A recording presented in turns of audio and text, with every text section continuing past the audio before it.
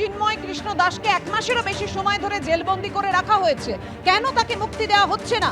এই দাবিতেই সরব হয়েছে রাষ্ট্রবাদী সনাতনী হিন্দু সংগঠন। কেন জামিন পাচ্ছেন না সন্ন্যাসী? আন্তর্জাতিক হস্তক্ষেপের দাবি তুলেছে রাষ্ট্রবাদী সনাতনী হিন্দু সংগঠন। বাংলাদেশে অরাজকতা চলছে, লঙ্ঘিত হচ্ছে মানবাধিকার।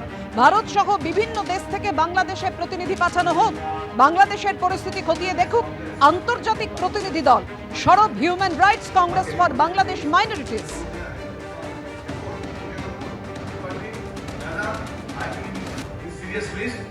People are scolding me, they are coming to me to beat me, and but thanks God there are police.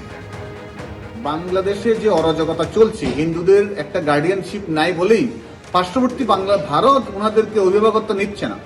ওনাদেরকে পার্শ্ববর্তী ভারতের হিন্দুরা যেভাবে রেস করছে এটা 1% মাত্র।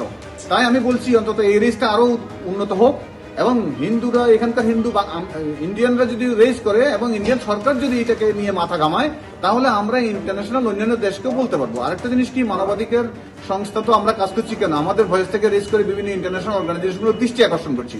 আমার মনে হচ্ছে ইন্টারন্যাশনাল একটা মনিটরিং টিম দ্রুত বাংলাদেশে যাওয়া উচিত। না হলে যেভাবে আমি শুনছি যে এভরিডে মারা যাচ্ছে হিন্দুরা, এটা অনেক ভয়াবহ হতে পারে। এই মুহূর্তে ইন্টারন্যাশনাল অর্গানাইজেশনগুলো, পাওয়ারফুল দেশগুলো তাদের প্রতিনিধি পাঠিয়ে এটাকে মনিটরিং করা হোক। কেন একজন সাধারণ চিন্ময় প্রভুর মতো একজন সাধারণ হিন্দু নেতার জন্য কেউ দাঁড়াতে পারছে না, গভর্নমেন্ট ওনাকে কোনো কিছুই দিচ্ছে না এবং কেউ দাঁড়াতে গেলে ওনাকে পিটানো হচ্ছে। এই ধরনের একটা পরিস্থিতিতে মানবাধিকার লঙ্ঘন 100% এবং এই দেশটা অরাজকতার দেশ হয়ে গিয়েছে। এই মুহূর্তে আমি মনে করি কি ইন্টারন্যাশনাল মনিটরিং অত্যন্ত জরুরি এবং বিভিন্ন সংস্থাগুলো ওখানে গিয়ে মনিটরিং করুক। প্রত্যেকটা কেস, ওনার বিরুদ্ধে যে কেস করা হয়েছে এটা কোনো ভিত্তি নেই, এগুলো প্রত্যক্ষ গিয়ে দেখে আসুক এবং এটার জন্য একটা জরুরি একটা অ্যাকশন নেই, একটা জাতিকে বাঁচাক, একটা ধর্মকে বাঁচাক। স্বাধীনতার ইতিহাসের কথা ভুলে, ভারতের উপকারের কথা ভুলে কতটা অকৃতজ্ঞ বাংলাদেশ, সেটা তারা তাদের বক্তব্যের মধ্যে দিয়ে, উস্কানির মধ্যে দিয়ে, হুমকি হামলার মধ্যে দিয়ে প্রতি মুহূর্তে তারা প্রমাণ করে দিচ্ছে। আজকে মার্চ ফর ইউনিটি থেকে উঠল ভারত বিরোধী স্লোগান।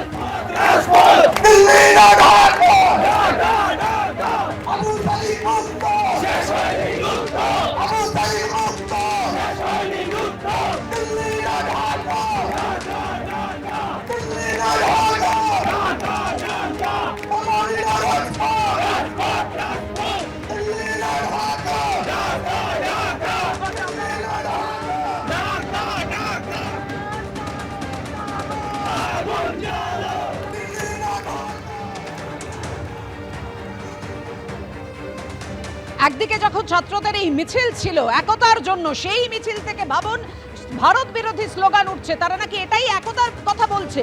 আর এদিকে মাঝরাতে গতকাল একেবারে কুমিল্লার বাজারে আগুন লেগে যায়, দাউ দাউ করে জ্বলছে আগুন, 50টিরও বেশি দোকান পুড়ে ছাই হয়ে যায়। বাংলাদেশের সংবাদপত্র ঢাকা ট্রিবিউন সূত্রে খবর পাওয়া গেছে কুমিল্লার চান্দিনার মাধাইয়া বাজারে সংখ্যালঘুদেরও দোকান রয়েছে। গতকাল রাত 11:15 নাগাদ আগুন লাগে। দমকলের দাবি মিষ্টির দোকানে স্টোভ থেকে আগুন ছড়ায়, দ্রুত আগুনের গ্রাসে চলে যায় বাজারের একের পর এক দোকান। দমকলের 6টি ইঞ্জিন প্রায় 2 ঘন্টা পর রাত 1:30 নাগাদ আগুন নিয়ন্ত্রণে আনে।